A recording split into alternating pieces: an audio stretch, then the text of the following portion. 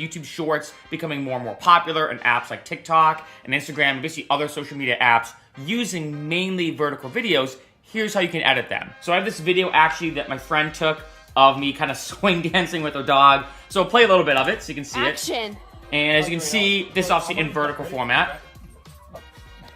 Alright, so I'll kind of skip ahead so you can see. So it's like me just swing dancing with her dog because her dog loves swing dancing. So anyway, let's say I want to use that clip as like a YouTube short or as a TikTok video or whatever.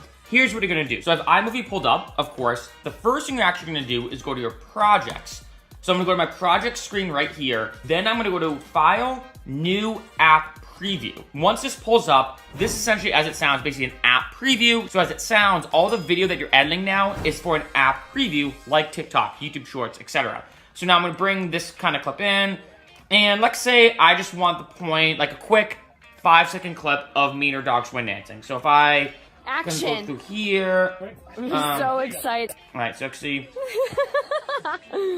Alright, so let's say I just want, let's say, I don't know, like a few second clips. Let's go like here. Alright, so let's say I just want that, right? Just that one little clip. I'm going to do this. So after I basically edit the video and basically create it exactly the way I want, so I'll just use this 4-second clip, for example. I'm then going to go to here, and I'm going to go to File.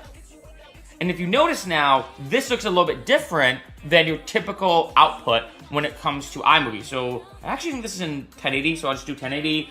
And then I'm just going to do next. I'm just going to call this one dog, right? And then let it render out. Now that it's rendered, I'm going to close this to minimize. I'm going to go back to dog, and as you see, it's a vertical video.